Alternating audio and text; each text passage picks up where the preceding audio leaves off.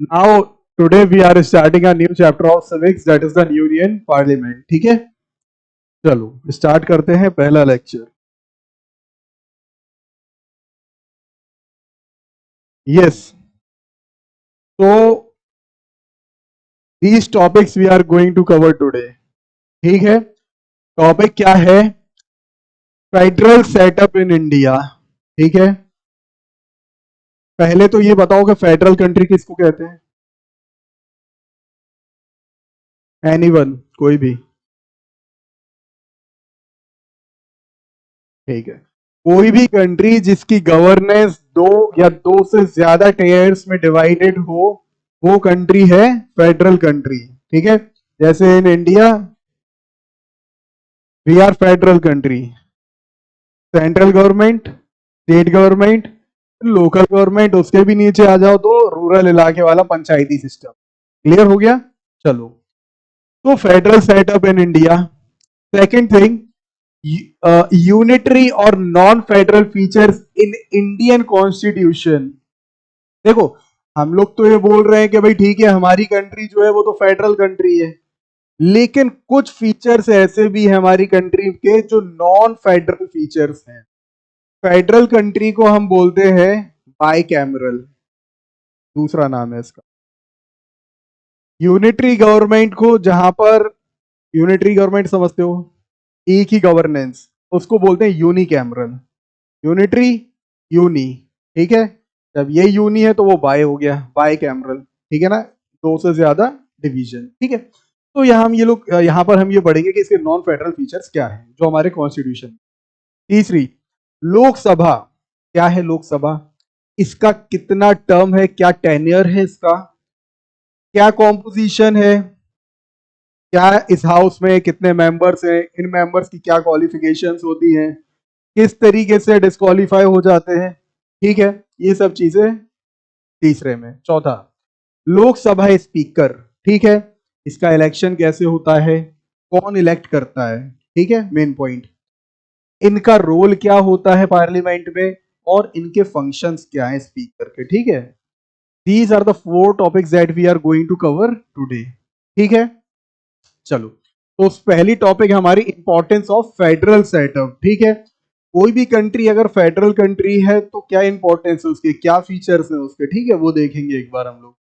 तो Indian constitution has provided a federal system of government through the term federation.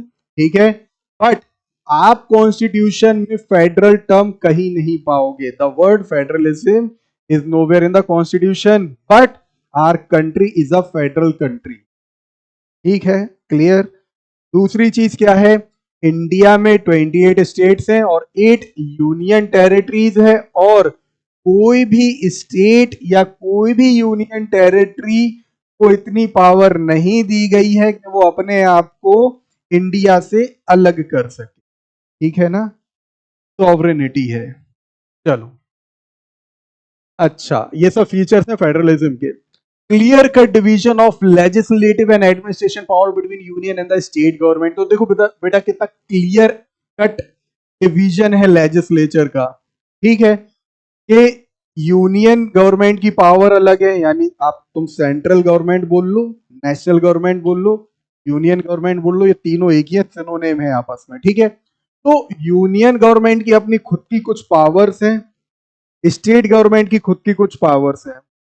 ठीक है, state government के कोई भी अगर उनकी रूल्स रेगुलेशन या पॉलिसी निकलती है, क्लियर, और अगर वो पीपल्स के, उस स्टेट के पीपल्स के वेलफेयर में है, तो central government can't interfere. State का जो ऑर्डर रूल्स निकलेगा वो उसी स्टेट तक रिस्ट्रिक्ट रहेगा। ठीक है, कोई भी स्टेट ले लो, UP, MP, any state, clear. But central government के जो रूल्स रेगुलेशंस होते हैं वो पूरे ऑल ओवर कंट्री के लिए होते हैं। क्लियर हो गई कहानी? आगे देखो, state have been given the right to participate in the functioning of the government. जो अभी ऊपर बताया कि स्टेट्स को भी पावर दिए गए हैं। क्लियर है? आगे, clear cut distribution of financial resources. Clear, अब स्टेट हो या सेंटर हो, सभी को पैसा चाहिए, इसके लिए फॉर द पब्लिक वेलफेयर। तो पूरा एक डिवीजन है कि इनकम टैक्स है भाई, ये सेंट्रल गवर्नमेंट के पास जाएगा, ठीक है। हाउस टैक्स है, ये उस स्टेट के रहने वाले जो लोग हैं तो उस स्टेट को पहुंचेगा ये हाउस टैक्स, ये सेंट्रल मिनिस्ट्री के पास नहीं पहुंचेगा। नल का bill, land tax, clear, house tax, तो ये सब चीजें जो है ये क्लियर का डिवीजन है कि किसको कहां से रेवेन्यू मिलेगा। क्लियर होगी कहानी? चलो आगे देखो, वही फीचर से चल रहे हैं अभी, ठीक है। तो फेडरलेशन क्या है, फेडरलिज्म क्या है? It is a form of government which the Nations components units and central authority shares authority, central authority shares authority, क्या जो अभी बताया था, दोनों की पावर्स अलग है, ठीक है, सेंट्रल अलग है, स्टेट अलग है, दोनों को अपनी अपनी पावर्स दी गई हैं, क्लियर है, और उसी अथॉरिटी के हिसाब से वो रूल करते हैं। दोनों ही गवर्नमेंट सेम पीपल्स को रूल कर रही है, ठीक है, ऐसा नहीं है सेंट्रल गवर्नमेंट नेबरिंग कंट्रीज को गवर्न कर रही, नहीं भाई, सेंट्रल गवर्न करेगी all over the peoples of the country, but state government उसी स्टेट के इंडिविजुअल या सिटीजन या पीपल्स को गवर्न करेगी। क्लियर होगी कहानी? दोनों की ऑथोरिटीज अलग है। दो टायर्स होते हैं जो हम लोग शुरू में ही पढ़ चुके हैं, और दोनों ही अपनी पावर्स को बखूबी एंजॉय करते हैं under the restrictions of constitution. One is the national government which oversees a few issues of shared concern to the whole nation। ठीक है, शुरुआत में बताया नेशनल गवर्नमेंट यानी कि होल नेशन को गवर्न करेगी, बट प्रोविंशियल या स्टेट गवर्नमेंट की बात करें तो वो सिर्फ स्टेट के डे टू डे मैनेजमेंट या डे टू डे अफेयर्स को टैकल करेगी। क्लियर होगी? कोई डाउट रह गया? आगे बढ़ो। अच्छा, अब जो हमने पहली या दूसरी टॉपिक देखी थी कि इंडिया फेडरल कंट्री जरूर है, बट यहाँ कुछ ऐसे फीचर्स हैं जो नॉन फेडरल या यूनिटरी वाले हैं। देखो यहाँ पर Indian Constitution also have some non-federal or unitary features. That's why it is said that Indian Constitution is not merely federation in form but unitary। ठीक है, देखो ये कुछ है, पहली चीज जो उसको, ये कुछ ऐसे फंक्शन है जो बताते हैं कि हाँ भाई इंडिया जो कि एक फेडरल कंट्री है वहां पर नॉन फेडरल फीचर्स है। पहली चीज कि सिंगल कॉन्स्टिट्यूशन है, पूरे देश में सिंगल कॉन्स्टिट्यूशन चलेगा। बिफोर जो आर्टिकल की हम बात करें, क्लियर, कि जम्मू एंड कश्मीर में पहले कुछ अलग रूल्स थे, उनका कॉन्स्टिट्यूशन अलग था, क्लियर, फ्लैग अलग था, एक आम इंसान जो है वहां जाकर लैंड वगैरह नहीं खरीद सकता था और सेटल नहीं हो सकता था। क्लियर होगी कहानी? लेकिन अब क्या है, सुप्रीमेसी, सिंगल कॉन्स्टिट्यूशन पूरी जगह पर, ठीक है। दूसरा, फ्लेक्सिबल कॉन्स्टिट्यूशन। अब फ्लेक्सिबल कॉन्स्टिट्यूशन का मतलब ये है कि इट कैन बी अमेंडेड, यही तो है फ्लेक्सिबिलिटी। क्लियर है? और अमेंड ऐसे नहीं हो जाएगा बैठे बेटा एक ने बोला ठीक है ये चीज बदल दो, नहीं भाई, 2/3 मेजोरिटी होनी चाहिए, ठीक है। पार्लियामेंट में, लोकसभा हो या राज्यसभा हो, 2/3 मेजोरिटी होगी, उसके बाद ही आप अमेंडमेंट ला सकते हो, ठीक है, उस चीज को आप चेंज कर सकते हो, मॉडिफिकेशन कर सकते हो या नया रूल ला सकते हो, ठीक है। आपका मतलब that peoples, peoples of the parliament. Clear?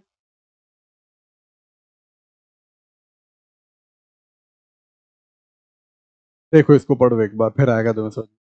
Procedure for the amendment of the constitution is very flexible. Most of the provisions of the constitution can be amended by the parliament single-handedly, either by a simple majority or by a 2/3 majority।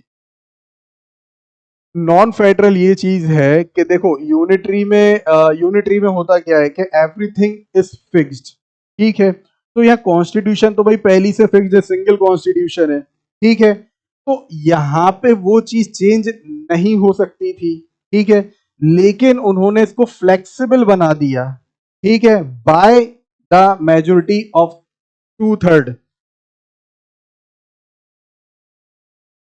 लचीला है, it can be changed, it can be changed, ये भी possible है। Murder जो है वो माफ नहीं होता, मान के चलिए एक individual, it this rule can be, this rule should be changed. एक माइनर है, क्वाइट माइनर, उसकी चल जाएगी भाई, छोटा सा बच्चा है, अंगूठा चूसता है बेचारा, लॉलीपॉप खाता है, क्लियर है। उसने कोई सीरियल देख लिया या कोई कार्टून देख लिया, फिर उसने किसी को चोट पहुंचा दी, मर्डर कर दिया, तो समझ में आता है जरा सा बच्चा है, छोटा भीम देखता है, ठीक है। लेकिन एक इंडिविजुअल, ठीक है, हु इज नॉट ऑफ 18, लेकिन एक समझ 18 साल जो है, या 18 साल से नीचे, आई थिंक 16-17 साल में ठीक ठाक समझ आई जाती। और आजकल अगर आप देखोगे कि आज पहले की जनरेशन्स की बात करें, तो पहले के जो बेबीज वगैरह हुआ करते थे, तो वो फिजिकली बहुत ज्यादा फिट हुआ करते थे, मेंटली इतने मैच्योर जल्दी नहीं होते। लेकिन आज की जनरेशन आप देखो, फिजिकली बेकार है, लेकिन मेंटली बहुत मैच्योर।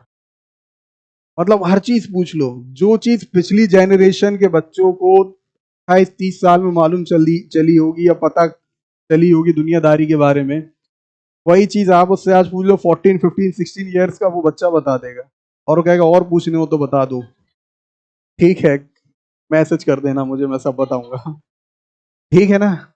तो ऐसा नहीं होना चाहिए। अगर उसमें उसने तो बहुत हर चीज की उसको समझ है, तो उसको भी एज एन एडल्ट ट्रीट करना चाहिए, ठीक है। जो सजा एक एडल्ट को मिल रही है, वो सजा उसको भी।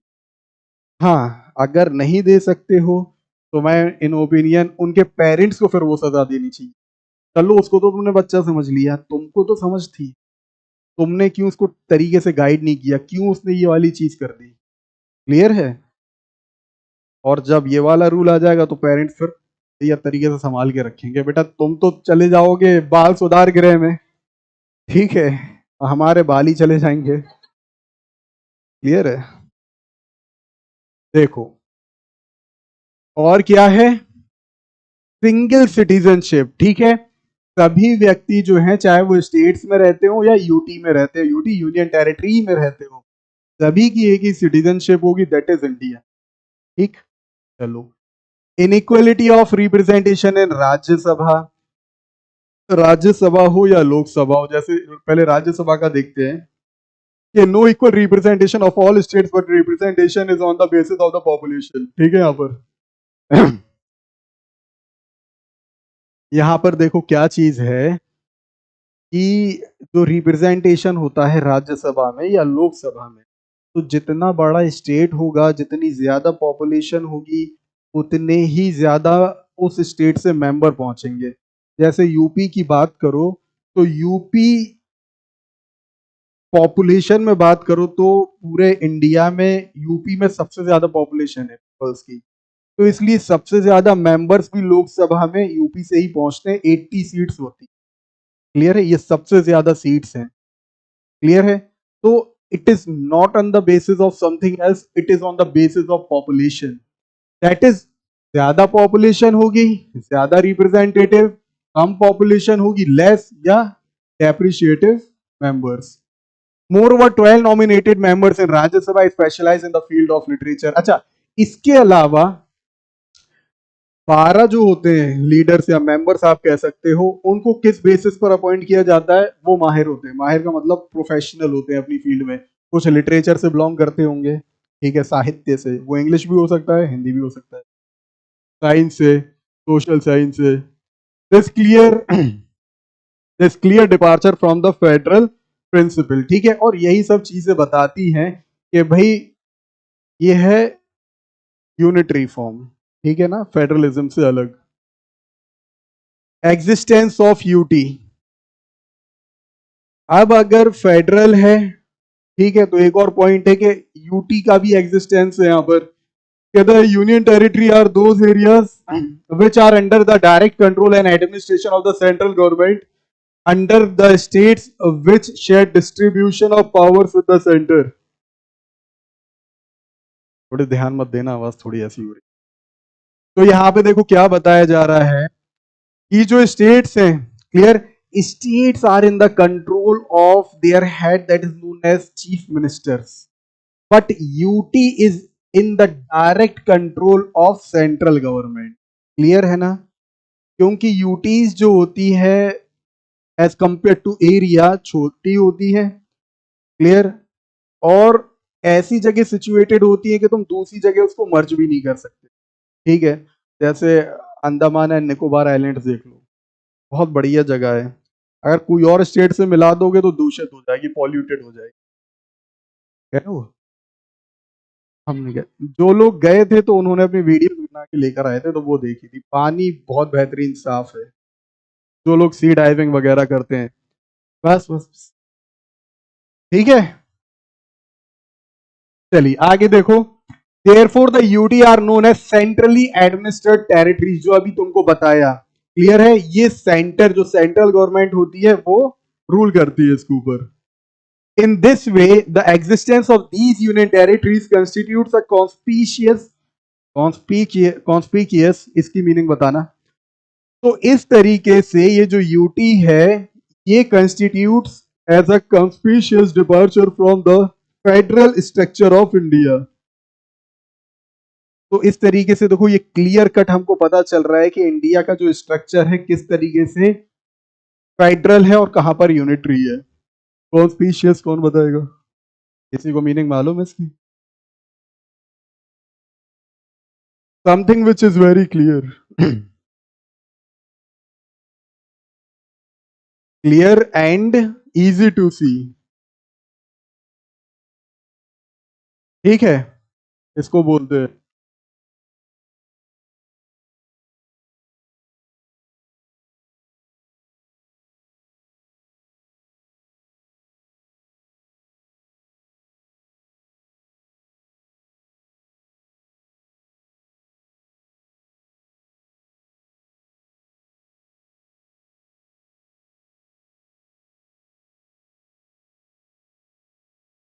तो हेलो, हेलो,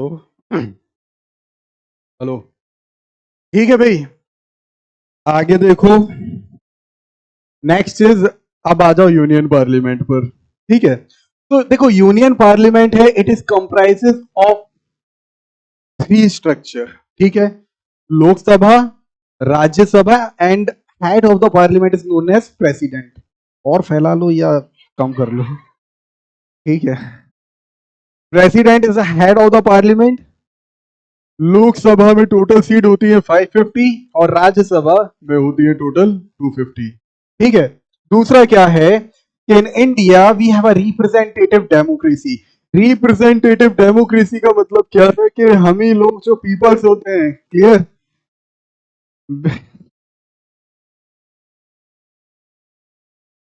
राइट, तो इन इंडिया, ठीक है, it is a representative democracy where people exercise their sovereign power throughout their elected representative. तो देखो, इसको रिप्रेजेंटेटिव डेमोक्रेसी क्यों बोलते हैं,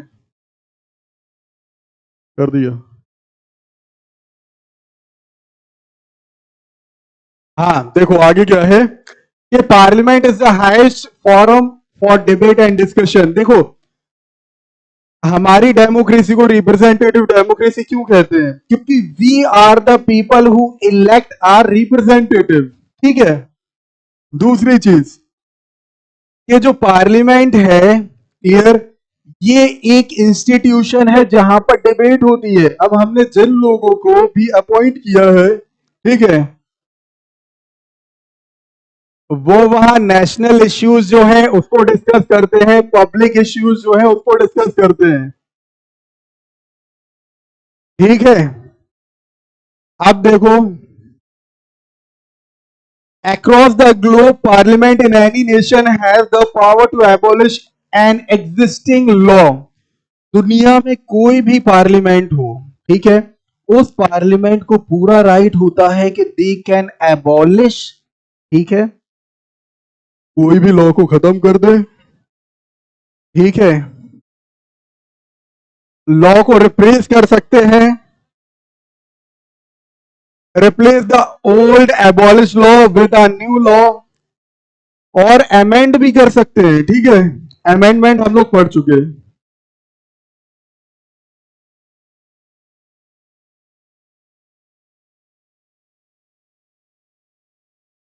अब देखो, जो हमारी पहली टॉपिक है, फर्स्ट टॉपिक इज लोकसभा, देखो यहां पर, देखो टोटल मेंबर जो होते हैं कितने होते हैं, कितने बताए थे? 550। ये टोटल सीट्स है, लेकिन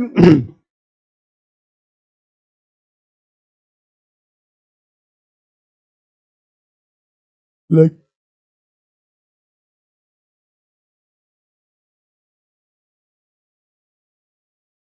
थोड़ा सा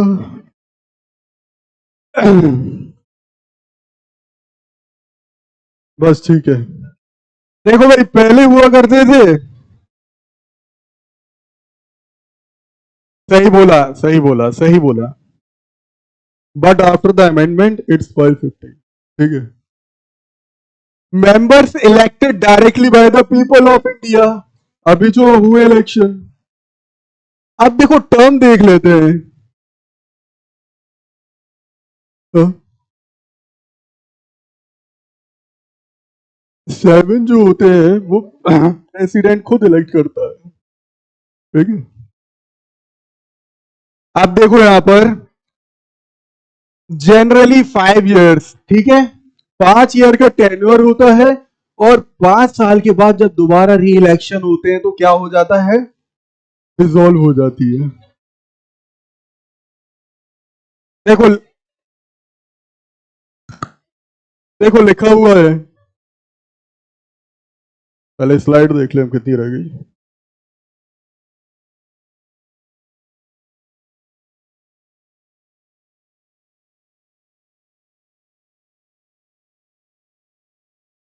बस कोई, देखो अब, देखो आगे, कि during emergency the present of Lok Sabha में be extended by parliament for 1 year at a time. तो देखो यहां क्या बताया जा रहा है, इमरजेंसी पीरियड, अगर कोई इमरजेंसी वाली सिचुएशन आ जाती है, बैटल्स वगैरह हो रही है, ठीक है, उस पीरियड में फॉर ओनली अ ईयर, और उसी वक्त के लिए एक्सटेंड की जा सकती है, कोई और कंडीशन नहीं है कि आप लोकसभा को 5 साल से ज्यादा चला सकते हो। ठीक है आगे, however the new Lok Sabha must be elected with in 6 months। ये इमरजेंसी की बात हो रही है, ठीक है।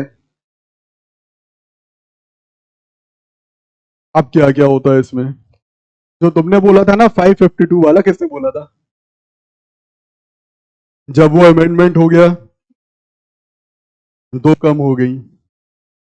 देखो, maximum strength of Lok Sabha was 552 point to be noted here.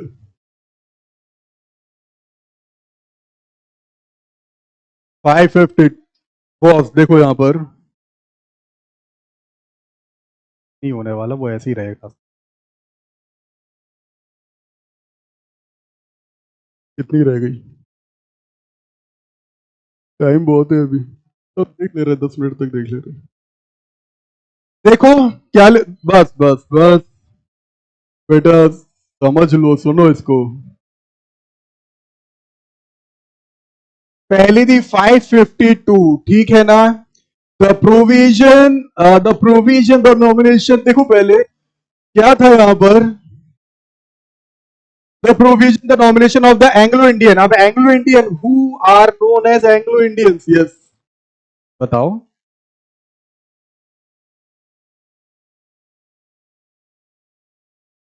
किसी के भी पेरेंट, क्या बोलते हैं उसको, मदर या फादर में से कोई भी अगर ब्रिटिशर्स है, ठीक है, उसके चिल्ड्रन को बोलते हैं एंग्लो इंडियन। ठीक है, करेक्ट आंसर।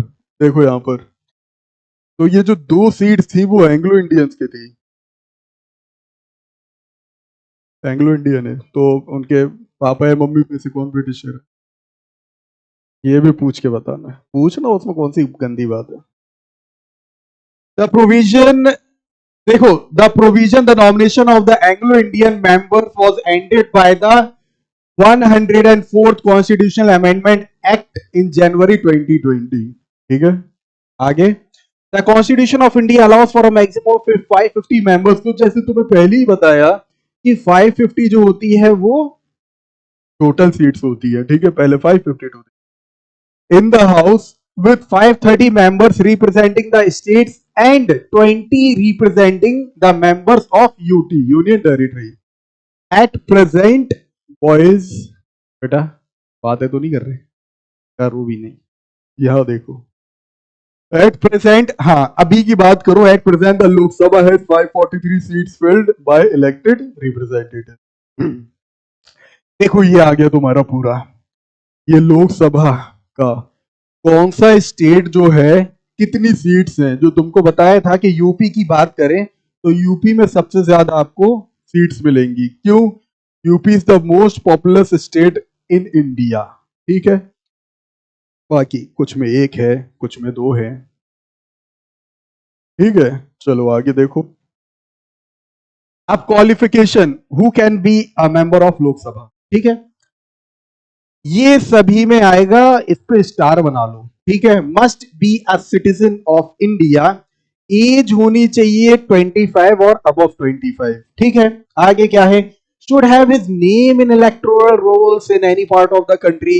देश के किसी भी हिस्से में रहता हो, तो जैसे जब इलेक्शन करीब आते हैं तो इलेक्शन के जो तुम्हारे मेंबर्स वगैरह होते हैं पर्चियां दे के जाते हैं कि भाई ये तुम्हारे नाम की पर्ची आ गई है, इलेक्शन देने चले जाना, वोट देने चले जाना.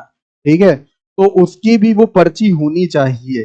ठीक है, कि ये एक प्रूफ होता है कि हाँ इंडिया का सिटीजन है, क्लियर, पहले वोट दे चुका है, जीवित है, ये है. ठीक है, आगे. Should not be an insolvent. Insolvent means नहीं, क्रिमिनल नहीं, बैंकरप्ट. ठीक है, बैंकरप्ट यानी कि कंगाल या जिसके ऊपर कर्जा हो.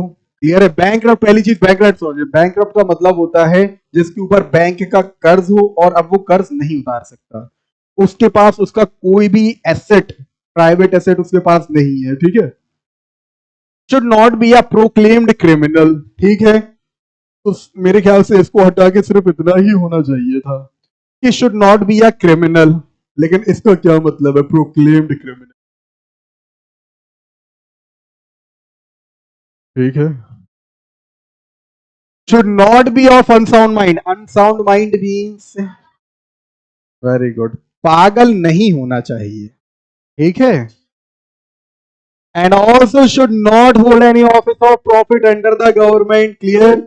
और कोई भी सरकारी नौकरी ना कर रहा हो या कोई सरकारी टेंडर वेंडर या ठेका वेका ना लिया करता हो. ठीक है ना, वो ठेका किसी का भी हो सकता है. चलो आगे, किस तरीके से डिस्क्वालीफाई हो जाएगा? देखो, office of profit under the central और state government other than an office exempted by parliament by law. Central of state ministers exempted. क्या लिखा हुआ है? कोई भी ऑफिस ऑफ प्रॉफिट को होल्ड ना करता हो, जो पिछले पॉइंट पे बताया. दूसरा क्या है? अनसाउंड माइंड, पागल ना हो. ठीक है, इंसॉल्वेंट, कर्जा ना चढ़ा हो. ठीक है, acquired citizen of a foreign country. ऐसा ना हो कि पैदा तो यहाँ पे हुआ लेकिन उसने क्या कर लिया, बाहर जाके कहीं पे भी रहा होगा, वहां की सिटीजनशिप ले ली उसने. ऐसा नहीं होना चाहिए. Is qualified by the court under any law made by the parliament. ये भी एक पॉइंट है. इन case of any dispute regarding disqualification mention about the decision of the president. ठीक है ना, कुछ भी ऊपर की चीजें होंगी वो डिस्क्वालीफाई होगा. If a disqualified member sits or votes in either house of the parliament, penalty may be imposed upon him. Disqualify हो गया लेकिन फिर भी पार्लियामेंट के किसी भी हाउस में बैठ गया, अगर राज्यसभा का मेंबर था वहां बैठ गया, लोकसभा का था वहां बैठ गया, पेनल्टी हो जाएगी.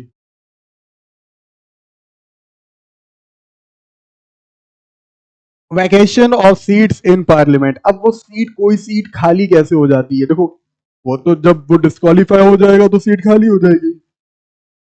क्या है पहली चीज? अगर खुद रिजाइन कर देता है. ठीक है, रेजिग्नेशन टू स्पीकर और चेयरमैन. खुद रिजाइन कर दिया और रिजाइन किसको देगा? स्पीकर या चेयरमैन को. ठीक है, absent without permission from meeting for a period of 60 days. 2 महीना कह सकते हो. 2 महीने तक अगर बिना किसी परमिशन के एब्सेंट है, मीटिंग नहीं अटेंड कर रहा है, सीट खाली हमेशा के लिए. उन्होंने कही तुम 60 दिन के लिए करोगे, हम बाकी के दिन के लिए कर दें। Disqualified on any grounds mentioned above, जो हम पीछे देख चुके हैं। Representation from more than one seat, और एक से ज्यादा सीट से खुद को नॉमिनेट करने की कोशिश करेगा तो हो जाएगा। Disqualified on the ground of anti defection law, ये बताना भी। Disqualified on the ground of anti-defection law if the defection is not of 1/3 members. ये defection क्या है? defection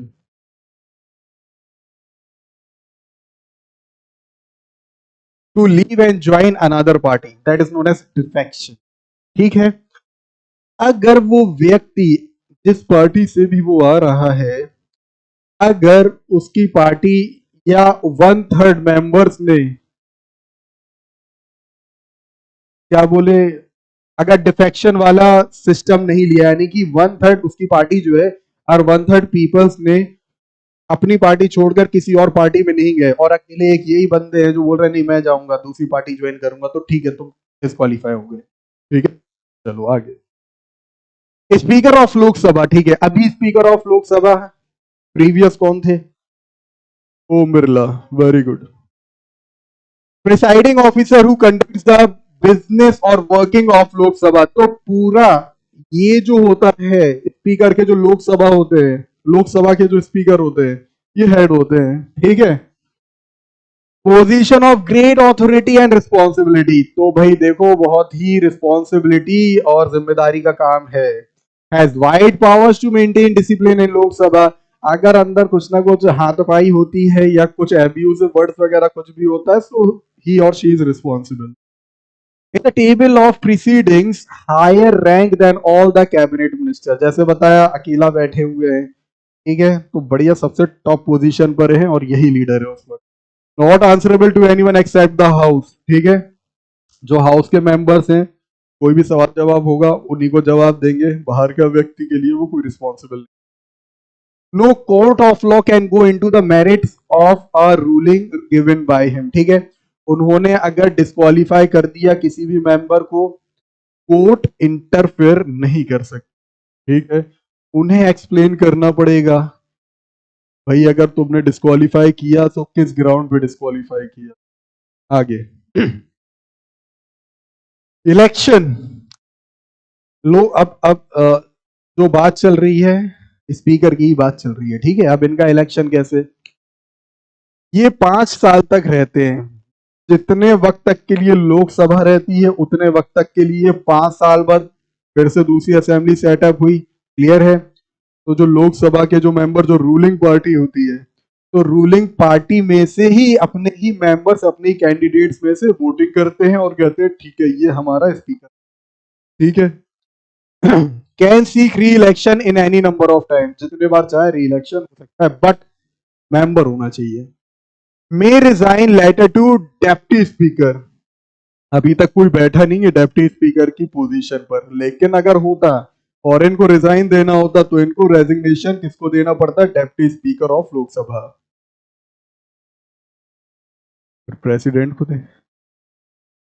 can also be remove by Lok Sabha by passing a resolution by majority members, ठीक है, अगर 2/3 या उससे ज्यादा पीपल्स ने कह दिया कि we don't like this speaker, he or she can be removed।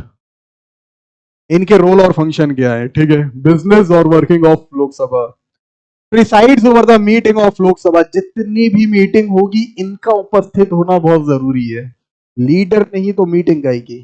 ठीक है, जितनी भी स्पीच होगी, रिमार्क्स वगैरह ये देंगे। ठीक है, remarks are address to her, अब यहां हर का मतलब क्या है? नहीं ना लड़की ना औरत, ये पोजीशन की बात हो रही है, जो भी उस पोजीशन पर बैठा हुआ है, तो उस पोजीशन की बात की गई कि भाई कोई भी वहां पर बैठा हुआ है तो उसको एड्रेस करेगा। ठीक है, वो एड्रेस करेगा, ये टाइम अलॉट करते हैं। ठीक है, ऐसे कोई एक व्यक्ति उठ गया, ठीक है, तुमको टाइम दिया जाता है 5, 7, 10, 15, 20 जो भी मिनट। ठीक है, interrupts the rules of procedures of Lok Sabha, his decision in all parliamentary affairs is final। जो इन्होंने डिसीजन दे दिया that's the final. All bills pass in Lok Sabha sign, ठीक है। लोकसभा को जरूर बोलते हैं लोअर हाउस, ठीक है, लेकिन सबसे ज्यादा पावरफुल ये होता है, राज्यसभा से ज्यादा पावरफुल होता है लोकसभा, ठीक है। एडमिसिबिलिटी ऑफ ऑल क्वेश्चंस, ठीक है, जो भी सवाल पूछना हो सब वहीं पर, लेकिन मेंबर्स कोई आम नागरिक नहीं, ठीक है।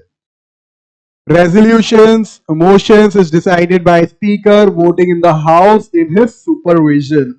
A speaker does not vote in the house except in case of tie. अच्छा, स्पीकर वोट नहीं कर सकता, जैसे बोला ना 2/3 मेजोरिटी होनी चाहिए, लेकिन अगर टाई हो जाता है तब इनको राइट है कि हाँ ये किसी भी मैटर में वोट कर सकते हैं, अपनी राय दे सकते हैं कि भाई ठीक है, I am in favour in this talk. Clear? Weather a bill is a money bill और नॉट, चाहे वो मनी बिल हो या ना हो, ये डिसाइड किया जाता है स्पीकर से। चलो आगे देखो, हमें लेट मिली है, पता है तुम लोगों को, कम से कम 10-12 मिनट लेट मिली है।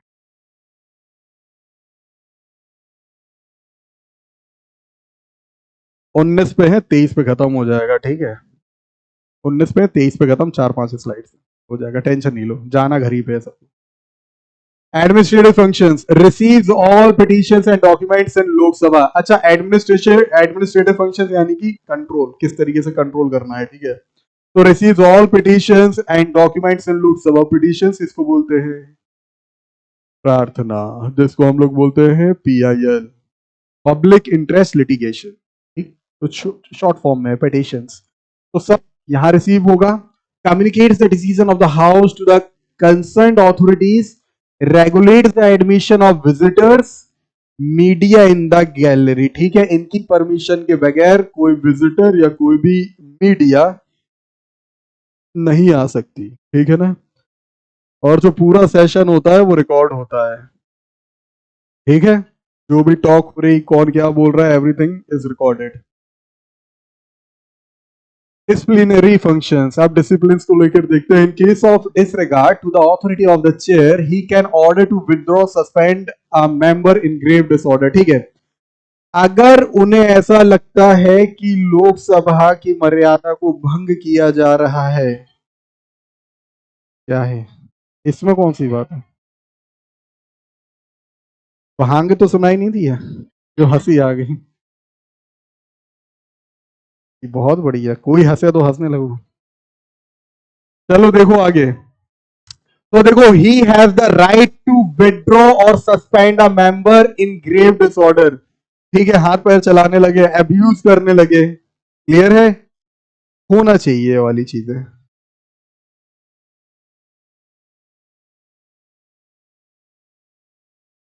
ही can order to expunged incident, expunged अभी पूछेंगे, ठीक है, पहले बता दे रहे। किसी ने बताया आंसर? एक्सपंस्ड की मीनिंग क्या है?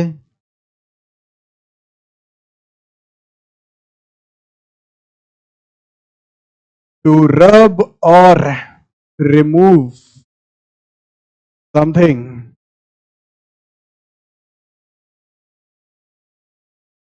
From the piece of paper, from the या फ्रॉम आ, जो भी ठीक लगे, from a piece of paper, कहा लिखेंगे, यहाँ नहीं लिखेंगे, फ्रॉम द, क्योंकि यहाँ प्रॉपर नाउन की बात कर रहे हैं हम लोग, पीस ऑफ पेपर, उसे एक्सपंस्ड बोलते हैं। तो भाई ये ऑर्डर दे सकते हैं, ठीक है, कि कोई भी इंसिडेंट, देखो क्या बताया, राइट, क्या बताया, रिकॉर्डिंग चल रही, ठीक है। कोई एक ऐसा इंसिडेंट हो जाता है जो नहीं चाहते हैं कि भाई आम पब्लिक देखे उसको, तो ही कैन एक्सपंस इंसिडेंट। और क्या बोल रहे हैं, कहां लिखा है इंडिसेंट? हमने क्या पढ़ा इसको, इंसिडेंट पढ़ा हमने, वेरी गुड। एक्सपंज इंडिसेंट, ठीक है, वही जो बताई थी, नहीं जो अभी बताया था कि भाई अब्यूज करना, ये सब चीजें, तो कोई भी ऐसा दृश्य, कोई भी ऐसा इंसिडेंट हो जाता है वहां पर, सो ही हैज द राइट, ठीक है। या कोई भी अनपार्लियामेंट्री वर्क हो जाए तो वो उसको हटा सकते हैं। Issue of breach of privilege और concept of the house is decided by the people, sorry speaker. In case of disqualification of a member on the grounds of anti defection law, क्या था बताया था अभी, anti defection law, to leave and join another party, ठीक है, that is defection. तो in case of qualification, disqualification बताओ. issue of breach of privilege और concept of the house is decided by the speaker. किसी को और कोई privilege देनी हो या किसी ने कोई breach वाला act किया हो, breach जानते हो? कौन होशियार बताएगा? violate, ठीक है ना, जैसे बोलते हैं ना breach in security, security breach, breach of trust, ठीक? हाँ? दरार? In case of disqualification of a member on the grounds of anti-defection law, his decision is final and the court have no jurisdiction in this regard. Court के पास कोई authority नहीं है, उन्होंने जो बोल दिया ऐसे बताया कि भाई अगर डिस्क्वालीफाई कर दिया 4 दिन के लिए, 1 हफ्ते के लिए, तो डिस्क्वालीफाइड, ठीक है.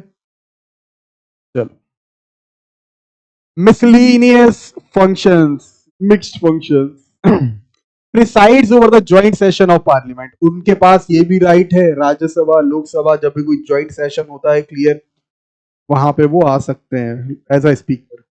Nominates personnel for parliamentary delegations, जो ऑफिसर्स होते हैं, clear, to various counter in consultation with the chairman of Rajya Sabha. Presides over the conference of presiding officers of legislative bodies in India, ठीक है. तो जो लेजिस्लेटिव बॉडीज की जो मीटिंग्स वगैरह या कॉन्फ्रेंसेस वगैरह होती है, उसको भी वो प्रिसाइड कर सकते हैं. बस. एक्सक्लूसिव पावर ऑफ लोकसभा क्या है? No confident motion against the government can be introduce only Lok Sabha. तो भाई ये वाला जो मोशन है ये सिर्फ लोकसभा में ही इंट्रोड्यूस किया जा सकता है, राज्यसभा में नहीं. If passed by Lok Sabha, prime minister and council of minister resign collectively, ठीक है. मतलब कोई कॉन्फिडेंस नहीं रह गया, मेंबर्स ने बोल दिया वी कांट टॉलरेट या we don't want this session, ठीक है. Money bills can be introduced only in Lok Sabha and if passed by Lok Sabha, Rajya Sabha has very limited role in delay for days. देखो भाई, मनी बिल जो है वो इंट्रोड्यूस होता है लोकसभा में, and if pass, sorry, only Lok Sabha and passed by Lok Sabha. अगर लोकसभा से पास होता है तो Rajya Sabha has very limited role, can deny for days only in case of deadlock. Deadlock भी अभी बताना, ठीक है. देखो, मनी बिल पास हो गया लोकसभा से, फिर ये पहुंचा राज्यसभा में, तो ज्यादा वक्त तक राज्यसभा के मेंबर डिले नहीं कर सकते. एक कंडीशन हो सकती है कि अगर डेडलॉक हो जाए. डेडलॉक किसे कहेंगे? डेडलॉक नहीं, टाई नहीं, वो डेड एंड. जैसे तुमने टाई बोला बेटा, टाई बोला, टाई से मिलता जुलता बताओ. टाई में होता क्या है? टाई में 2 लोगों की एक ही सहमति होती है, यही है ना, टाई हो गया. टाई क्या होता? ये टाई हो गया.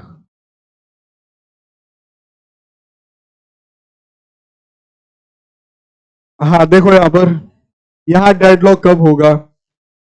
जब दोनों हाउसेस के बीच में कोई सहमति नहीं हो पा रही किसी चीज को लेकर, उसको बोलते हैं डेडलॉक, ठीक है. Between the houses over an ordinary bill, normally the bill of Lok Sabha prevails due to number of Lok Sabha. तो ज्यादा वक्त तक क्या है, वो डिनाई नहीं कर सकते, कुछ ही वक्त के लिए कर पाएंगे, लेकिन वो कंडीशन होनी चाहिए डेडलॉक की, ठीक है.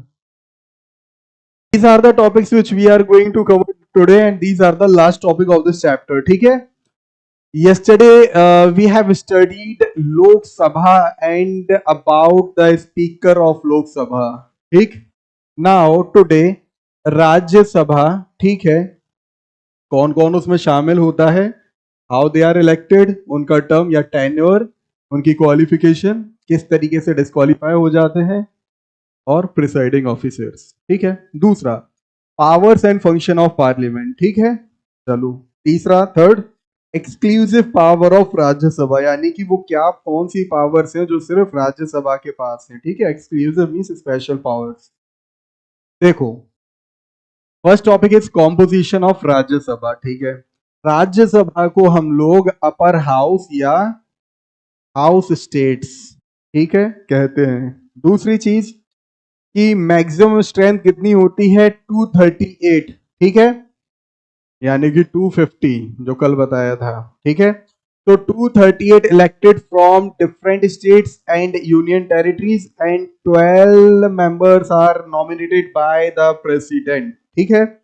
आगे क्या है, इसमें जो मेंबर्स होते हैं, क्लियर है, वो ज्यादा पढ़े लिखे होते हैं, ज्यादा एक्सपीरियंस होते हैं as compare to the members of the Lok Sabha.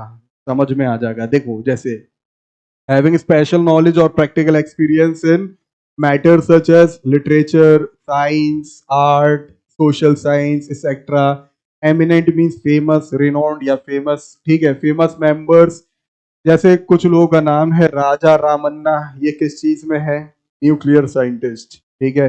Mrinal Sen film producer, Hema Malini actress, Kartar Singh Duggal writer है, Nirmala Deshpande social worker and Sachin Tendulkar कौन है भाई,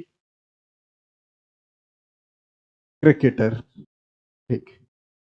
इलेक्टेड मेंबर्स, ठीक है, members of seats allotted to states on the basis of their population. जिस तरीके से हम लोगों ने पढ़ा था कि लोकसभा की जो सीट्स होती हैं it is allotted on the basis of the population, ठीक है, उसी तरीके से Rajya Sabha. How they elected by elected members of that state legislative assembly, यानी कि एमएलए उनको इलेक्ट करते हैं। System of proportional representation by means of single transferable vote, one vote one value. UT representatives are chosen in such a manner as parliament may prescribe, ठीक है। अब जो UT representative members होते हैं, clear है, parliament जिस तरीके से प्रिस्क्राइब करेगा उस तरीके से उनकी इलेक्शन होती है, ठीक है। How they are elected. अब टेन्योर की बात करेंगे, ठीक है, इस पैन जिसको हम बोलते हैं कंटिन्यूइंग बॉडी और परमानेंट हाउस। ये परमानेंट हाउस होता है, ये डिसॉल्व नहीं होता कभी। लोकसभा डिसॉल्व होती है आफ्टर एवरी 5 years, ठीक है। दूसरी चीज क्या है, उसका टेन्योर होता है 5 साल का, इसका टेन्योर है 6 years का। 1/3 of the total member retire after 2 years, ठीक है। हर 2 साल बाद जो भी 1/3 मेंबर्स होते हैं वो रिटायर होते हैं, उनकी जगह दूसरे आते हैं। रिटायर मेंबर्स कैन री इलेक्टेड, क्लियर। अगर बढ़िया काम करा है, अगर बहुत बढ़िया पैशनेट हैं, तो they can be re elected again. और क्या है कि some of those of Lok Sabha members except that of the age criteria for Rajya Sabha members minimum age is 30 years। Lok Sabha में कितनी थी, 25, ठीक है। ये यहां पर है तुम्हारी मिनिमम है 30 years, ठीक है। चलो आगे। नाउ और कौन होता है उनके साथ, vice president of India, ex officio chairman of Rajya Sabha, ठीक है, एक ही है ये। Chairman can not participate in voting as he is not a member of Rajya Sabha, however वो वोट नहीं कर सकते। जिस तरीके से हम लोगों ने देखा था लोकसभा में जो स्पीकर है वो वोट नहीं दे सकते, ओनली एट एन कंडीशन जब टाई हो जाए तभी वोट होगा उनका। Deputy chairman Rajya Sabha is elected among its members, ठीक है। देखो डेप्टी चेयरमैन जो होते हैं वो भी मेंबर्स के बीच में से ही इलेक्ट किए जाते हैं, वो perform the function and duties of chairman in his absence. जिस तरीके से लोकसभा में हम लोगों ने देखा था कि लोकसभा का जो स्पीकर होता है वो अमंग मेंबर्स में से ही इलेक्ट किया जाता है, ठीक है, बिल्कुल उसी तरीके से है ये। आगे चलो अब इनकी पावर्स की बात करते हैं, ठीक है। Powers and functions of parliament. Both houses enjoy equal powers and states in all sphere accept in financial matters. दोनों ही हाउस अपनी पावर्स को एंजॉय करते हैं लेकिन फाइनेंशियल मैटर्स में नहीं, क्योंकि जो मनी बिल है वो सिर्फ पास होगा लोकसभा से, ठीक है। आगे and in terms of responsibility both are equal of ministers of council of minister whichever exclusively in the domain of Lok Sabha, ठीक है। तो दोनों की ही आप कह सकते हो पावर्स जो है एंजॉय करते हैं, दोनों के पास अपनी अथॉरिटी है, लेकिन फाइनेंशियल वे में मनी बिल सिर्फ पास होता है लोकसभा, नॉट फ्रॉम राज्यसभा, ठीक। फाइनेंशियल पावर्स की बात करेंगे, टॉपिक है हमारी बजट कि estimate of recipients and expenditure of the government for a financial year, parliament passes the union budget. ठीक है, अब पार्लियामेंट दोनों की बात की गई तो पार्लियामेंट पास करता है यूनियन बजट को। यूनियन जो सेंट्रल मिनिस्ट्री के जो एक्सपेंडिचर्स वगैरह हैं, दैट इज यूनियन बजट। ठीक है, जैसे रेलवेज वगैरह, ठीक है, सेंट्रल बोर्ड का होता है, अलग अलग बोर्ड्स हैं। ठीक है, रेलवे के जो एम्प्लॉयज होते हैं वो सेंट्रल एम्प्लॉयज होते हैं। ठीक है, तो railway budget integrated with union budget from 2017 to 18, यानी कि रेलवे बजट को भी यूनियन बजट में मिला लिया गया था। कब से? 2017 से। क्लियर है इतना? रेलवे कौन सी मिनिस्ट्री है? सेंट्रल। ठीक है ना? चलो आगे, money bill can originate only in Lok Sabha, जैसे कि बताया था। ठीक है, और कल भी हम लोग पढ़ चुके कि जब ये राज्यसभा के पास पास होता है, ठीक है, इंग्लिश वाला, जब राज्यसभा के पास PASS पास हो जाता है तो राज्यसभा क्या है, ज्यादा दिनों तक उसको डिनाई नहीं कर सकती। ठीक है, वही चीज है कि after passing by Lok Sabha it is send to Rajya Sabha, Rajya Sabha has to pass it within 14 डेज। ठीक है, 14 डेज से ज्यादा टाइम नहीं मिलेगा। दूसरी चीज, thus in financial matters Rajya Sabha as of as the only an advisor role। ठीक है, तो अगर मनी बिल की बात करें तो वो सिर्फ उसका रोल क्या है यहाँ पे, एडवाइजरी रोल, एडवाइज कर सकता है, डिनाई नहीं कर सकता है।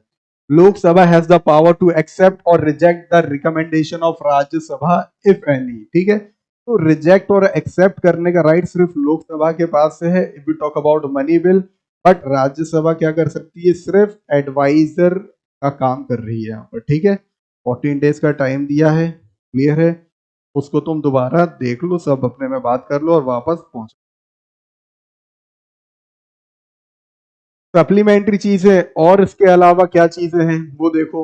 If the amount authorise for the current financial year is deficit, ठीक है, अगर कोई भी फाइनेंशियल ईयर, ठीक है, उसकी मनी बिल की अमाउंट क्या है, कम है। क्लियर है? तो the government may make a fresh demand as supplementary grants, तो गवर्नमेंट जो है, यानी कि वही हाउसेस की बात कर रहे हैं, वो डिमांड कर सकती है कि भाई इस पर्टिकुलर मिनिस्ट्री या इस पर्टिकुलर कैटेगरी का बजट जो है वो काफी कम है। जैसे मान के चलो एजुकेशन मिनिस्ट्री या एजुकेशन बजट जो है, हर देखा जाए वो कम है। क्लियर है कि भाई इतने में कुछ नहीं हो पाएगा, तो फिर वो बजट आगे जाके उसको बढ़ाया जा सकता है।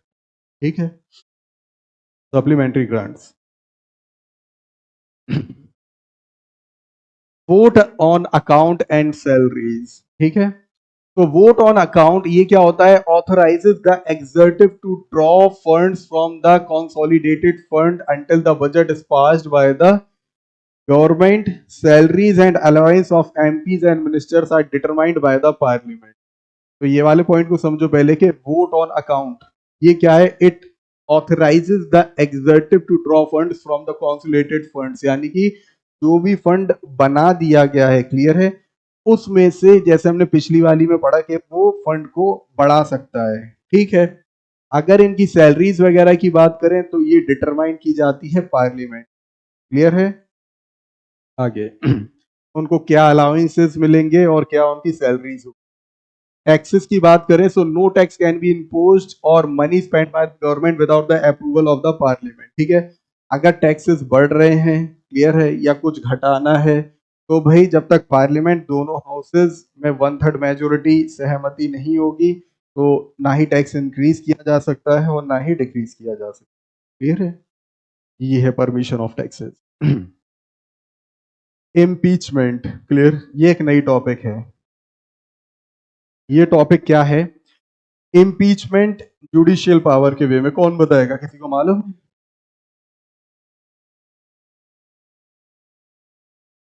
वॉइस में सुन के ही बता दिया करो, खड़े होके बताओ। ठीक, बैठो। देखिए impeachment is the name of process to remove the president, साफ साफ लिखा हुआ है, ठीक है। तो देखो इम्पीचमेंट कौन सा प्रोसेस है, जब प्रेसिडेंट को रिमूव किया जाए। जजेस of the supreme court and high court, chief election commission, इन सबको भी इम्पीचमेंट से हटाया जा सकता है, ठीक है ना।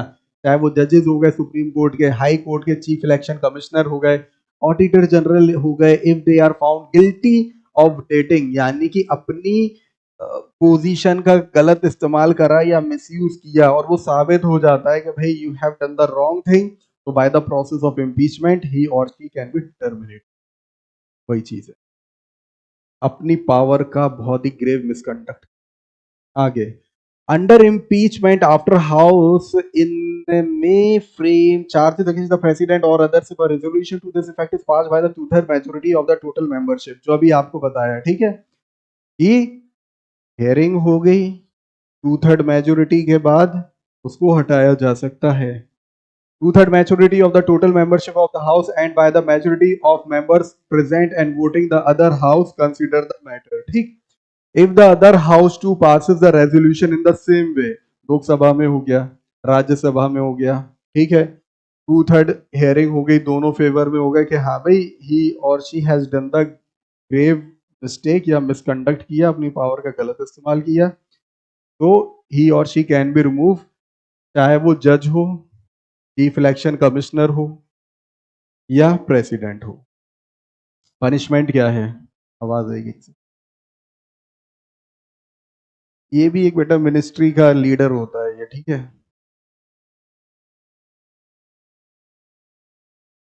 ठीक है, so what will be the punishment, तो punishment can punish sorry parliament can punish a person for obstructing the work of parliament or showing disrespect to the house, ठीक है। तो पार्लियामेंट को पूरा राइट है, कोई भी व्यक्ति, कोई भी मेंबर अगर दखल अंदाजी कर रहा है उसके प्रोसेस में, जिस तरीके से हम लोगों ने कल पढ़ा था कि लोकसभा का जो स्पीकर है उनको पूरा राइट है, अगर कोई फिजिकल अटैक किसी के ऊपर करता है या अगर कोई वर्बल न्यूसेंस फैला रहा है तो वो उसको सस्पेंड कर सकता है, और जज या जो जुडिशरी है वो भी उसके इस फैसले को टर्न ओवर नहीं कर सकती, ठीक है। एक ऐसी केस की बात हो रही है कि 1961 में क्या हुआ था, the parliament reprimanded the editor of Blitz, ये एक अखबार या एक मैगजीन, ठीक है। तो ब्लिट्स न्यूज़पेपर का नाम है, इन्होंने कुछ रेडिकुलिंग यानी कि कुछ पागलपंती वाली बातें करी होंगी, ठीक है, एक सिटिंग एमपी के खिलाफ, क्लियर। तो फिर केसेस वगैरह चला, उस केस का नाम क्या था, चेलप्पन पिल्लई वर्सेस करंजिया, ठीक है। 13 अक्टूबर 1961 का केस, ठीक है। चलिए आगे देखो, इलेक्टोरल फंक्शन किस तरीके से इलेक्ट किया जाता है, ठीक है। ये टॉपिक पिछली वाले लेक्चर से काफी ज्यादा इजी है, only facts, nothing about background. Elects the president along with state legislatures. Vice president is elected by both the houses of parliament, ठीक है भाई, including PM. Lok Sabha elects its own speaker, ठीक है, याद आ गया होगा, and deputy speaker from among its own member, but currently no one is deputy speaker, ठीक है।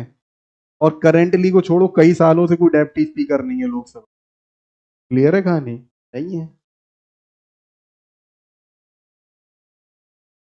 ठीक है। राज्यसभा इलेक्ट सिर्फ deputy chairman from among its member, तो वही चीज राज्यसभा, ठीक है ना, अपने ही लोगों में से जो ज्यादा जिसको वोटिंग मिल गई, ठीक है, तुम ही स्पीकर बन जाओ। अमेंडमेंट और the amendment of the constitution, ठीक है, both the houses can amend the constitution, वो 2/3 मेजोरिटी वाला केस, ठीक।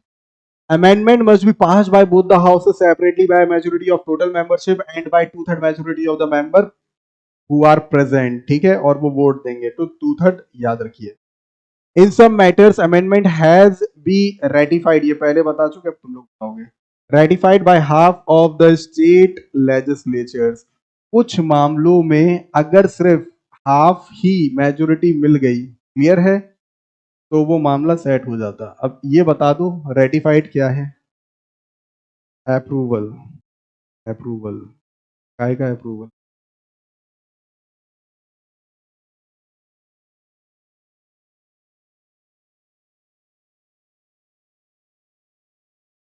वॉइस, उसको अप्रूव करना है।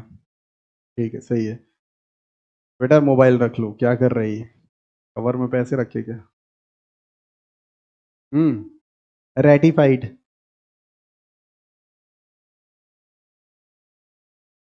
To make an agreement official, ठीक है, दैट इज रेटिफाइड। एक होता है रेक्टिफाइड, उसका मतलब होता है करेक्शन, रेक्टिफिकेशन, करेक्शन, कंफ्यूज मत होना, ये रेटिफाइड है।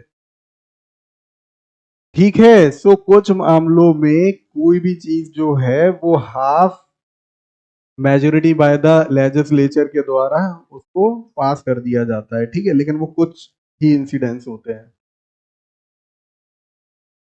इंटरपेलेशन क्या है आगे पढ़ेंगे तो पता।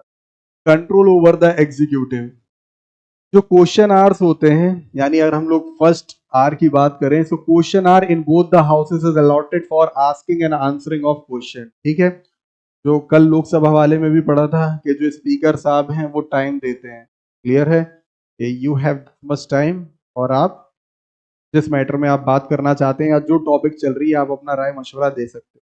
वो बात अलग है, जो टाइम दिया जाता है बात उतने में खत्म नहीं होती है, तो फिर भी जो मेंबर्स होते हैं वो उसके आगे भी बोलते हैं सर ठीक है 2 मिनट, 5 मिनट, 6 मिनट, और इस तरीके से बात चलती है। पर्पस क्या है इसका? कि to obtain information on a matter of public interest और to highlight a grievance, clear. अब अगर वो बात हाउस में डिस्कस हो रही है तो सीधी सी बात है वो पब्लिक इंटरेस्ट के लिए होगी, क्लियर, या फिर पहले से कोई एग्जिस्टिंग लॉज वगैरह है जिससे लोग को नुकसान उठाना पड़ रहा है, क्लियर है, या वो परेशान है उसको लेकर हेयरिंग हो रही है, तो पर्पस यही है कि भाई इंफॉर्मेशन तो मालूम चले, क्लियर, क्योंकि वो लोग जो बैठे हुए हैं उनको आम पब्लिक ने ही यहाँ पर लेकर आए हैं, तो वो ज्यादा जानते हैं वो चीज क्या फेस कर रहे हैं, कौन लोग वो चीज फेस कर रहे हैं, ठीक है। Valuable devices against injustice and slackness the government, valuable devices, device against injustice, तो ये भी एक और पर्पस है क्या कि वैल्यूएबल डिवाइस अगेंस्ट इनजस्टिस। तो ये जो हेयरिंग हो रही है, ये जो इंटरपेलेशन का सेशन चल रहा है, एक दूसरे की बातें सुनी जा रही है, चीजों को बताया जा रहा है, तो एक पर्पस में ये भी हो गया कि भाई इनजस्टिस के खिलाफ एक बहुत बढ़िया डिवाइस है, क्लियर है। आगे, एंड स्लैकनेस द गवर्नमेंट, और गवर्नमेंट जो है वो और ज्यादा स्टिफनेस से काम। वोट ऑफ नो कॉन्फिडेंस, ठीक है, जिस तरीके से वो पढ़ा था इम्पीचमेंट, कुछ उसी तरीके की ये चीज है, नो कॉन्फिडेंस।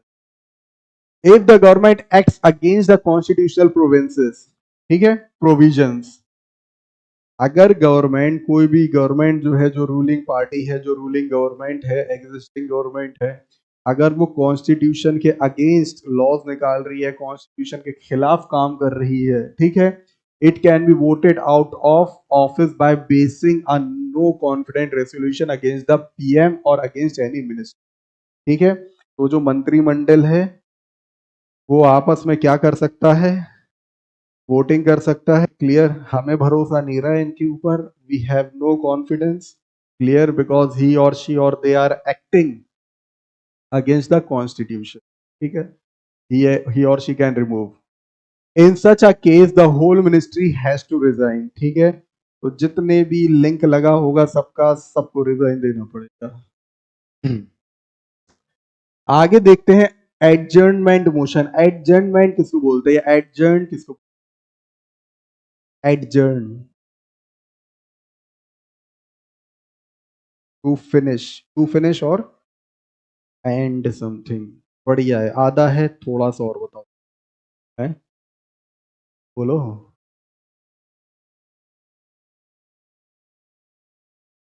हम्म, कुछ बोला था तुमने, तुम बोलो क्या करना है। तेज शर्माया मत करो, खड़े हो जाओ। रेजिग्नेशन, वेरी गुड, गलत जवाब है बट वेरी गुड हमने इसलिए नहीं बोला कि गलत बोला, वेरी गुड इसलिए बोला कि at least you have tried, you are not amongst those students जो बैठे रह जाने वाले, ठीक है, तो keep your spirit. Who else? Spend, suspend, तुमने भी ठीक बोला, दो तीन गर्ल्स ने भी ठीक बोला, लेकिन उसके आगे क्या है वो पूरा बताओ। सस्पेंड क्या? यस, सस्पेंड अ मीटिंग या to pause or to stop a meeting for a while, ठीक है, कुछ वक्त के लिए मीटिंग को सस्पेंड कर देना, स्टॉप या पॉज कर देना। ऐसा भी किसी ने मूवीज का बताया था, तो मूवीज में यही नहीं होता, जज बोलता है मीटिंग हैज बीन एडजर्न, है द कोर्ट, हाँ द कोर्ट है, फिर उसके बाद ही अगले सीन में क्या देखते हो, फिर से बैठ जाते हैं सब। तो अगर केस खत्म हो गया तो फिर काय को सुनवाई कर रहे हो उस पे? यानी यहाँ पॉज हुआ था, ठीक है, सुनवाई चल रही है। तो देखो, अब एडजर्नमेंट मोशन की बात कर रहे हैं। It can only be admitted if it has the support of 50 members, ठीक है, अगर मिनिमम 50 मेंबर्स बोल देते हैं तब जाके स्पीकर साहब उनकी डिमांड पे कुछ वक्त के लिए मीटिंग को एडजर्न कर सकते हैं, but it should be minimum 50। A debate will start on the adjournment motion if the presiding officer of the Lok Sabha, that is the speaker, admits it. अगर वो मान जाते हैं, ठीक है। One must remember that Rajya Sabha does not have the power to introduce an adjournment motion. इस चीज से ये बाहर है, राज्यसभा में एडजॉर्नमेंट मोशन नहीं, ठीक, लोकसभा में होगा मिनिमम 50। और क्या मोशंस हैं? Motion of censure against administer rejection of a government bills, passing of a private member's bill against the wishes of the government, etc. In such cases, if the bill passed, it amounts to no confidence. ठीक है, देखो, अगर बात करें motion of censure against administration, वो वाला motion, भाई अगर एडमिनिस्ट्रेशन ठीक से नहीं चल रहा, जो हम लोगों ने बात करी कि कोई एक जो मिनिस्टर है या कोई भी एक लीडर है वो अगेंस्ट द कॉन्स्टिट्यूशन काम कर रहा है, उसकी बात, rejection of the government bills, तो ये सब चीजें हो सकती हैं, ठीक है। क्या लिखा? Against the wishes of the government et cetera. In such cases if the bill pass it amounts to no confidence, अगर ये सब बिल पास हो जाते हैं, क्लियर 2/3 मेजोरिटी नहीं है, या एक जो बताया था कि भाई कुछ केसेस ऐसे होते हैं कि 50% में भी काम हो जाएगा, क्लियर, लेकिन बाद में उस पर सोच और विचार किया जाता है, तो उसके बाद नो कॉन्फिडेंस मोशन से वो चीज खत्म की जा सकती है, ठीक है। आगे मोशन सेशन की बात हो रही है, सेशन वो पीरियड, ठीक है।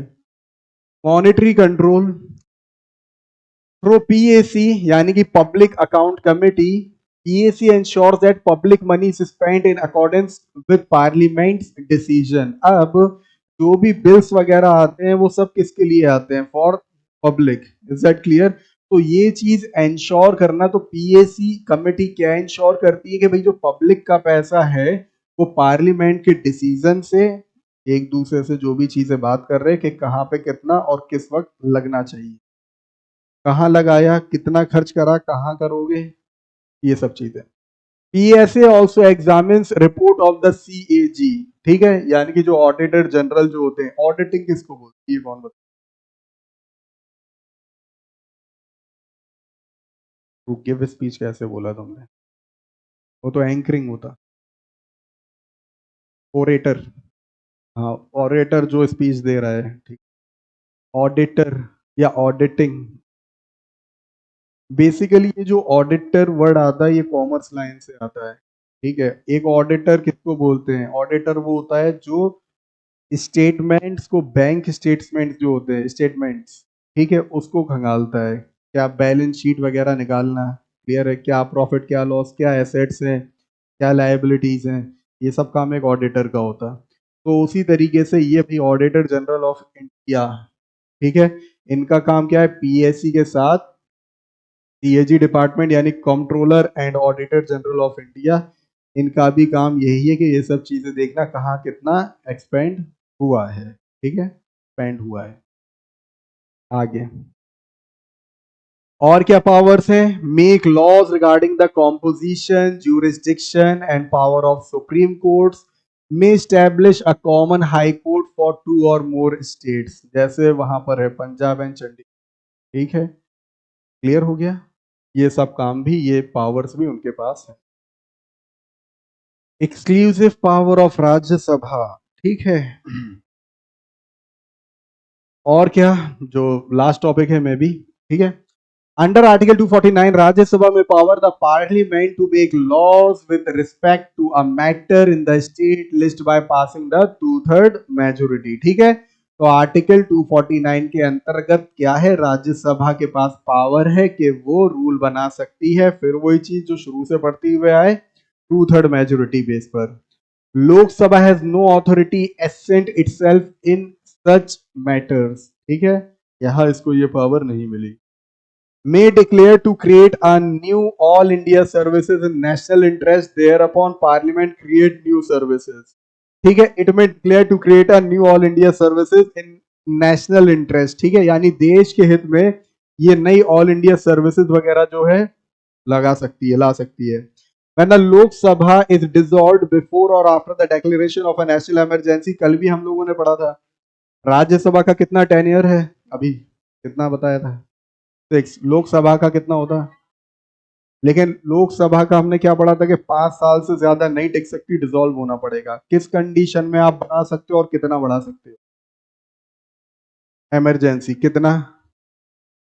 हाँ, 6 मंथ। 6 मंथ से कभी होता ही है, 1 साल तक भी हो सकता है, लेकिन 6 मंथ मान के चलते। ठीक है, तो यहाँ पे वही चीज बताएगी कि when the Lok Sabha is dissolve before और after the declaration of national emergency, Rajya Sabha becomes the defence of the parliament. ठीक है, उस वक्त जब ये डिसॉल्व हो गई, ठीक है, इमरजेंसी के वक्त, क्योंकि भाई इमरजेंसी हुई, ठीक है, अब ये 6 महीने तक जो भी रही, अब ये डिसॉल्व हो गई। तो हाल के हाल तो इलेक्शंस वगैरह इतनी जल्दी नहीं हुए, लेकिन हमने इसके बारे में पढ़ा, ये तो कभी डिसॉल्व नहीं होती, सिर्फ मेंबर्स ही रिटायर होते।